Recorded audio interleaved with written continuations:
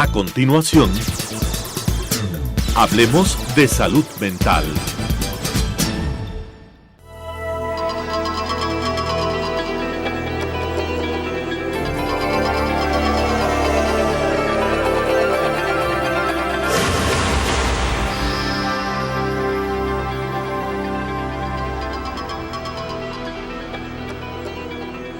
Señoras y señores, muy buenos días. Bienvenidos a que hablemos de salud mental.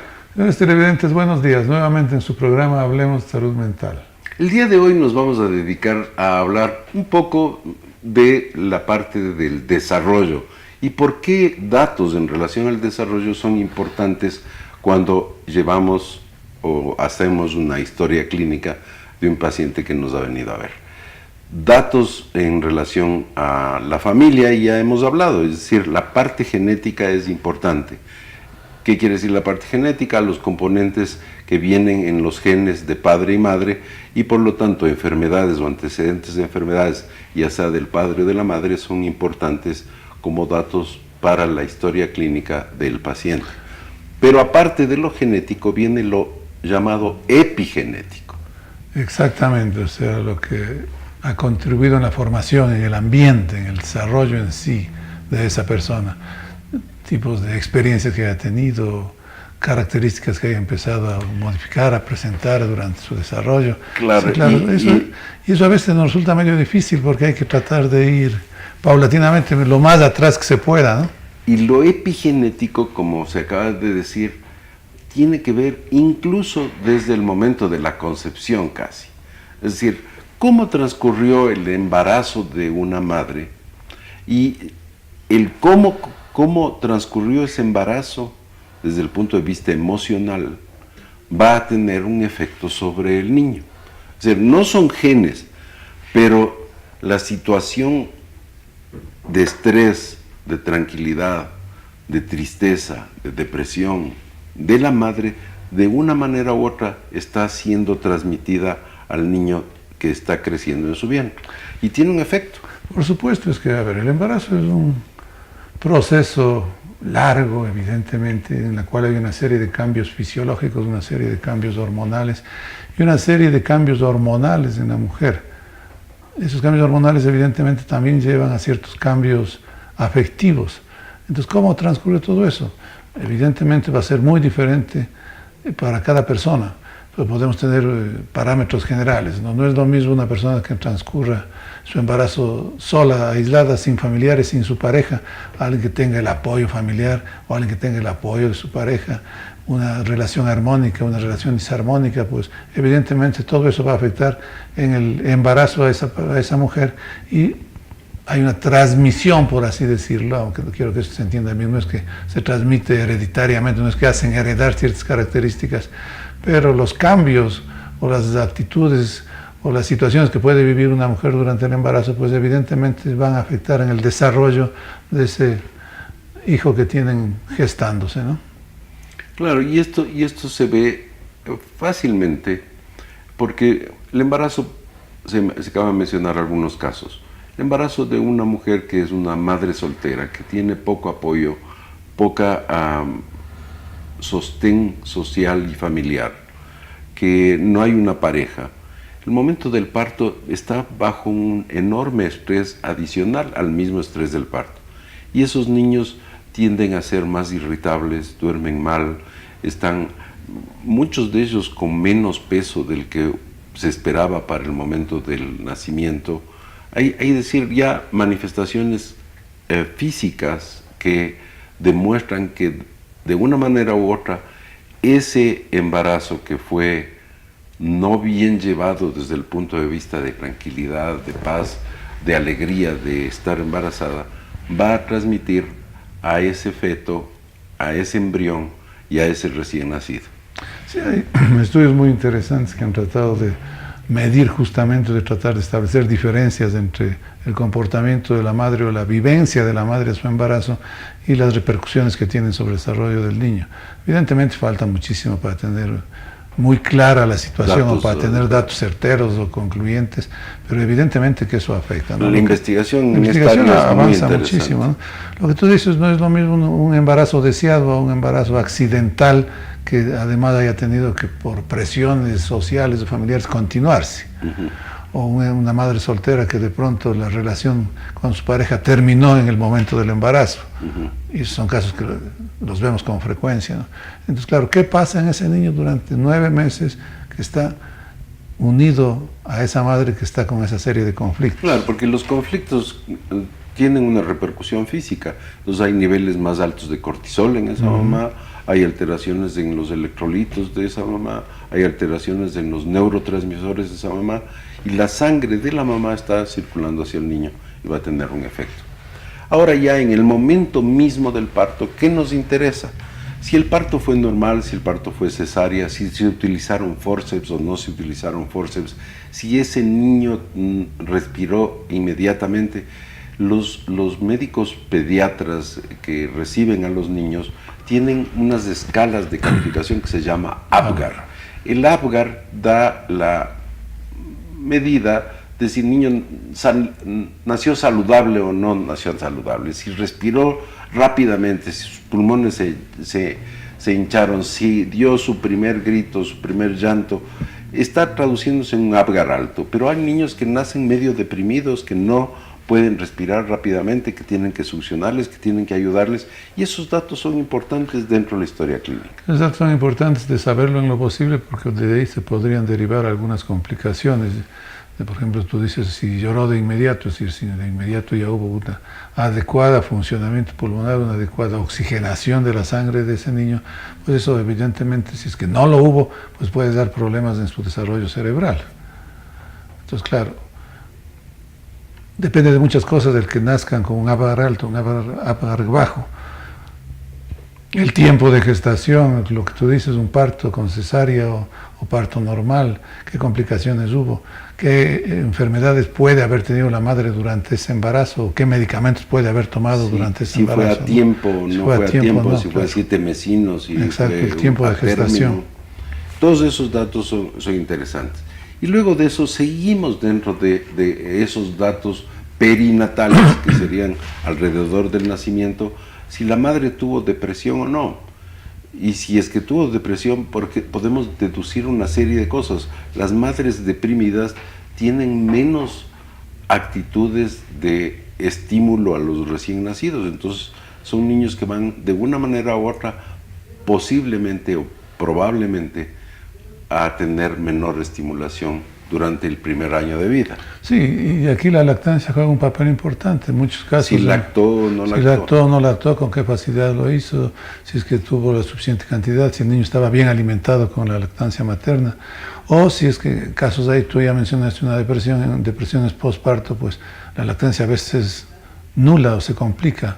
Entonces no hay esa relación que se establece a través de la lactancia en ese binomio madre-niño, ¿no? Entonces esa relación también puede verse afectada.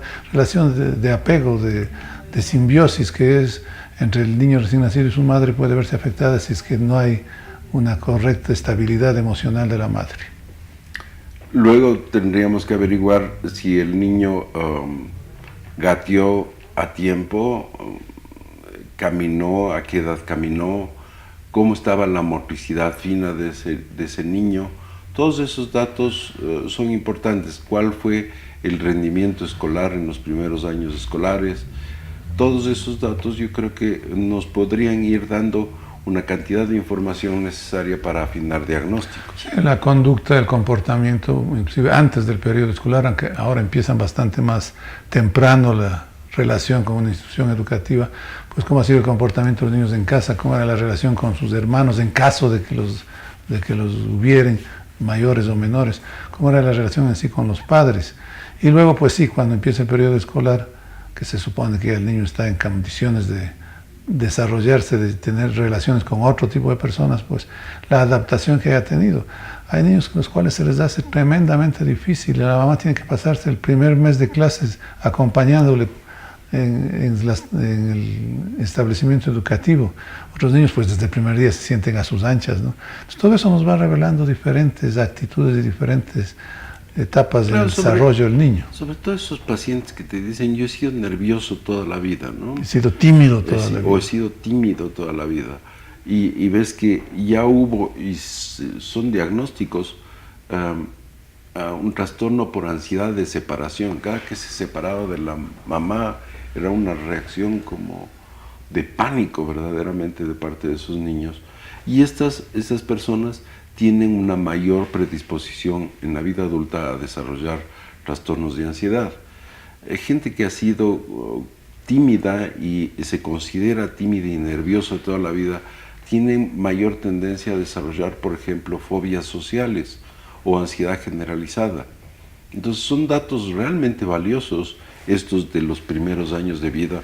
La interrelación con los compañeros, tenía capacidad de interactuar con los compañeros, le gustaba ser parte de grupo, era más individual, era solitario o tenía una relación social con compañeros de clase, en fin, y la relación con los maestros también. O sea, con los maestros, la pertenencia al grupo, esto de que se puso muy de moda el bullying y todo eso, pues es algo, son situaciones que evidentemente son importantes de saber si se dieron o no se dieron, cómo las vivenció, cómo las toleró, si es en caso de que hubieron, ¿no? Y no se diga de otras cosas que son bastante más serias y más importantes, como el maltrato infantil. Yo creo que antecedentes de maltrato infantil por parte de padres, que lamentablemente ocurre con alguna frecuencia, pues evidentemente eso marca el desarrollo emocional, afectivo, la forma de ser de una criatura que está en desarrollo, ¿no? Claro, el maltrato, y no se diga el abuso, ¿no? El abuso de carácter sexual de niños genera una impronta, una marca prácticamente imborrable y que va a desatar una serie de complicaciones dentro del área de salud mental en la vida más adelante, en la vida sexual de esas personas, en la vida de relación con otros seres humanos. En fin, son elementos fundamentales y que determinan cambios en el desarrollo de la persona. Entonces sí es importante saber en lo posible, por de ahí que ya habíamos destacado la importancia de la entrevista familiar. Entonces es muy importante tratar de obtener datos lo más fidedignos posibles de estas etapas, que a veces es un poco difícil, sobre todo si el paciente va solo o va una pareja, entonces le ha conocido a su esposo o a su esposa meses antes o años antes y no se puede tener ese tipo de datos, pero muchos pacientes sí recuerdan, sí tienen recuerdo, aunque sea fragmentarios, de ciertas situaciones que paulatinamente nos las van comentando y que son importantes, ¿no? Y a veces se genera una especie de conflicto familiar, ¿no? Cuando se indaga sobre antecedentes de trastornos en la familia, uno tiende a como decir, no, en mi familia no hay locos, no, en mi familia no ha habido nunca este tipo de problemas. Y también es que a lo mejor nunca se enteraron, porque la tendencia había sido, y digo había porque ahora hay cambios en relación a esto, la de ocultar el paciente que tuvo familiares que terminaron en un hospital psiquiátrico, que tuvieron problemas de alcohol. Si hubo suicidio o no suicidio, por ejemplo, es una de las cosas verdaderamente tabús, ¿no? Nadie habla de que el tío se haya suicidado o jamás se enteraron de que se haya suicidado. Solo son muy pocas gentes que mantienen una especie de secreto en relación a ese tipo de eventos familiares, que son importantes no por curiosear, sino porque esos datos son importantes para tratar al paciente que tenemos al frente. Sobre todo si, ahora ha variado mucho diría yo, pero sobre todo antes que se hablaba de la familia ampliada, que muchas veces en una misma casa vivían varias pequeñas familias relacionadas, las familias de los 3, 4 hermanos, por ejemplo. Entonces, si es que en uno de ellos había una persona con alguna alteración mental, pues evidentemente pues, todo eso crea un ambiente especial, un ambiente diferente a una familia en la cual no haya ese tipo de problemas. Entonces, el tener una idea nos sirve para irnos configurando ese escenario de cómo se fue desarrollando esa persona y cuál de estos hechos puede o no haber influido. Y evidentemente también tenemos que ir tomando en cuenta la parte física, el desarrollo pondoestatural, es decir, estuvo más o menos su desarrollo de talla, de peso, tuvo qué enfermedades tuvo, qué tipo de complicaciones de salud tuvo en su primera infancia, conforme va avanzando en la infancia. Entonces eso también es importante porque hay muchas enfermedades que pueden haber dejado alguna que otra secuela o ciertos desarrollos metabólicos o ciertos desarrollos hormonales en ese niño también pueden haber estado fuera de los parámetros normales y eso es importante saberlo, ¿no? Igual cosa, al llegar a la pubertad, la edad de aparecimiento de la pubertad es al parecer muy importante en el desarrollo de la seguridad o no. Adolescentes que desarrollan más prontamente, que empiezan a tener caracteres sexuales secundarios, es decir, el mostacho, y empiezan a tener un poquito de barba, se les cambia la voz, el aumento del tamaño de los genitales, etc., aparecen como que desarrollarían más seguridad que alguien tiene un retraso en el desarrollo. Es decir, ese tipo de elementos también va a influir en el desarrollo de la conducta de ese individuo. Claro, de dos formas. El uno, pues cómo fue sintiendo eso. Yo creo que ahora sí, la situación también ha cambiado, insisto, uno se habla de ese tipo de cosas, en las escuelas hablan de eso, los padres hablan con menos reserva de esas cosas. Entonces, claro, cómo esa persona acepta los cambios físicos que se producen con este aparecimiento de caracteres sexuales secundarios que tú mencionas. La primera menstruación en una niña, por ejemplo, puede ser algo muy impactante para esa persona si no ha estado lo suficientemente preparada o si no ha estado lo suficientemente enterada de qué es lo que va a suceder, ¿no? Entonces, no es solo los cambios físicos que se producen por los cambios hormonales, sino el cómo uno acepta o qué conflictos derivan de la presentación de ese tipo de situaciones. Bien, nos vamos a unos anuncios, regresamos con ustedes en un minuto.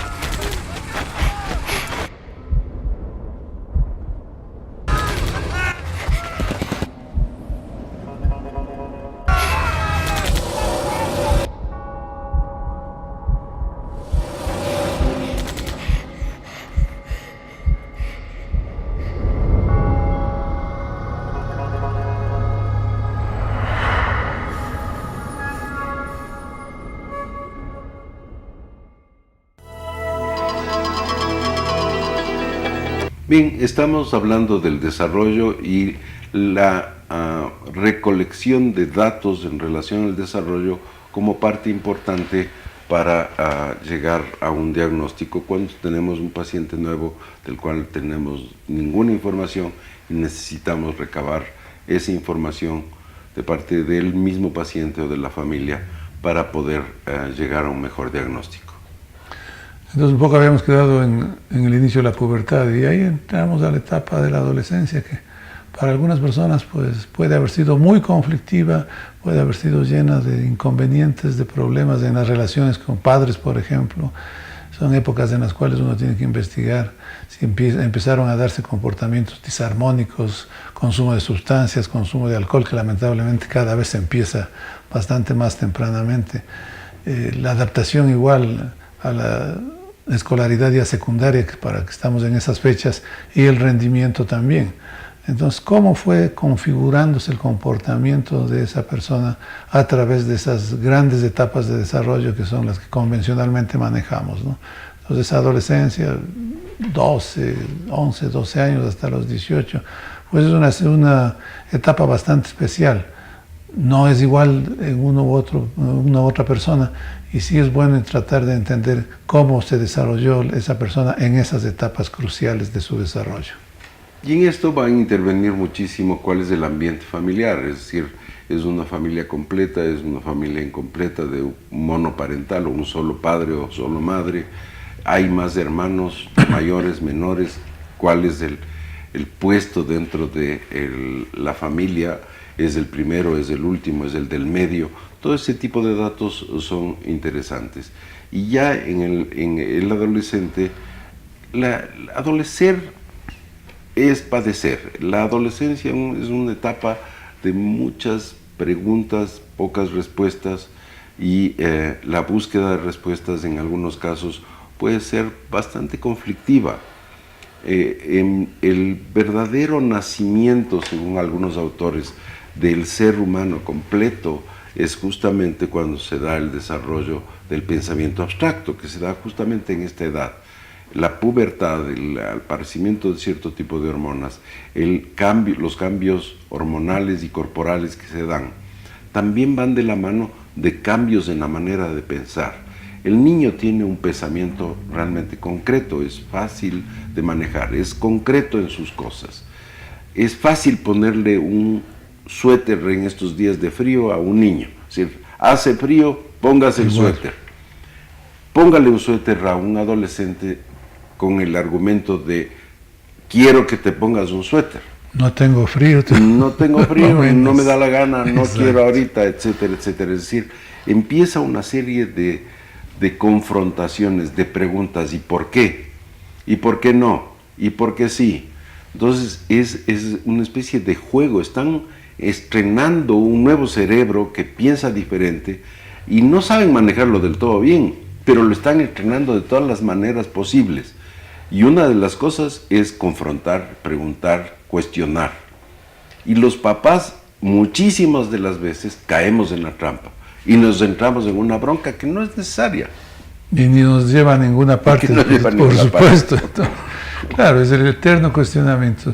Sí porque sí o no porque no. Entonces ni siquiera hay razones, ¿no? Pero es el cuestionar todo, el pensar que son dueños absolutos de la verdad, y eso también trae consecuencias en su conducta, ¿no? O aislamiento, muchos amigos, pocos amigos, compartir o no estas cosas. Hay otros adolescentes que en cambio no hacen más mínimo problema. Y eso ya es un problema. Es decir, ese es un dato bien interesante. El chico que no hizo ningún problema, hay que investigar qué está pasando. Es normal que haya, no digo problemas, pero un muchacho que cuestione, que haga cambios, que pregunte, que pida respuestas a sus preguntas, que haga análisis del comportamiento de otros seres humanos y de sí mismo, que se pregunte cosas. El que no hace eso y tiende a aislarse es un dato que es importante tomarlo en cuenta, porque podría ser un dato muy interesante en el aparecimiento de trastornos. Sí, es cierto, nada más que nos dicen, si era el niño buenito, nunca dio ningún problema. Nunca dio ningún Entonces tampoco problema. es bueno ser demasiado buenito. Nunca dio problemas, Ese siempre hallado, niño no que salía, no tenía amigos. Ese niño que no dio problemas, que siempre hizo caso, que no tenía ni siquiera amigos, que no le gustaba ir a fiestas, que para algunos papás les debe parecer la maravilla con patas, no es cierto. Ese niño, a ese joven, algo le está pasando. Evidente, y eso ahora, claro, es difícil el juzgar a uno u otro extremo, ¿no? Entonces tampoco estamos diciendo que lo ideal es que sea el cuestionador, el molestoso, el que todo hace el tiempo todo. borronqueándose con los papás y Exacto. dando... No. Un término normal, digamos. Pero esas cosas les llaman la atención, y yo creo que esos datos sí obtenemos a veces cosas muy valiosas, porque los padres sí, las mamás sobre todo, no, sí era muy bonito. O los papás no, era demasiado revoltoso, así esto, siempre llamaban del colegio, siempre tuvo problemas de conducta. Y claro, Siempre, dentro del desarrollo también nos saltamos un poco cuando hablamos de la infancia, este niño que no puede estarse quieto, que los profesores le tienen, ahora hay una mejor formación de parte de los profesores Sí. para detectar lo que se llama trastorno por déficit de atención con Hiperactividad. hiperactividad. Esos niños antes eran catalogados como malcriados y eran reportados a los padres como malcriados, y a lo mejor en la casa eran castigados. Y esos niños muchísimas veces eran gente muy inteligente que el rato de convertir su inteligencia y su conocimiento en calificaciones les iba pésimo, porque no podían mantener una atención adecuada o les faltaba el tiempo para cosas. Sí, eso es una de las cosas que se ha avanzado muchísimo. Tenemos que dedicar algún programa a un déficit de atención con algún pediatra o un neurólogo infantil, porque yo creo que esto es un tema muy importante. Te acordarás que un tiempo, hace unos años, como estábamos en la época de Acuario, entonces esos eran en cambio niños índigos, que eran casi la revelación de no sé qué entes espirituales repartidos superiores en la tierra. Y era una especie de justificación de madres a niños que tenían un problema y que podían mejorar muchísimo con un tratamiento adecuado. Claro, es que había muchas interpretaciones al respecto. Yo creo que no se ha avanzado muchísimo, como te digo, tenemos que dedicar un programa a eso. Entonces, avanzando en la adolescencia, pues ni el uno extremo ni el otro extremo. No hay que ser demasiado buenito tampoco, ni hay que ser un gamberro completo, ¿no? Entonces yo creo que de acuerdo a las circunstancias. Entonces eso es lo que debemos valorar y debemos tratar de obtener datos de cómo fue ese comportamiento. Otro problema que mencioné, el asunto del consumo de alcohol, que lamentablemente, como te decía hace un momento, empieza cada vez más temprano. Pues sí, que vaya a una fiesta, que tome un par de tragos, a lo mejor no es para que nadie se asuste ni nadie diga que esto ya le hizo daño, pero hay verdaderos muchachos quinceañeros que tienen una apetencia realmente notable por el consumo de alcohol, ¿no? Y lamentablemente también ahora de otro tipo de sustancias que son edades en las cuales más fácilmente se pueden engancharse por ese mismo espíritu de libertad, de llevar la contraria, de oponerse a todo lo establecido. Y a diferencia de nuestros tiempos, ahora ya no es solo muchachos, sino muchachas también. Sí.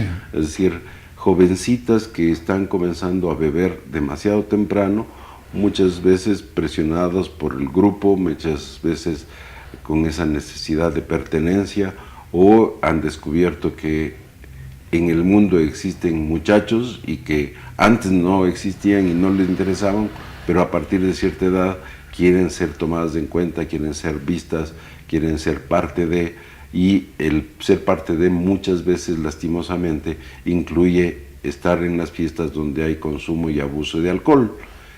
Y las mujeres en general, tienen una menor tolerancia al alcohol, tienen un organismo que es mucho más frágil a los efectos nocivos que tiene el alcohol sobre el hígado y sobre el cerebro.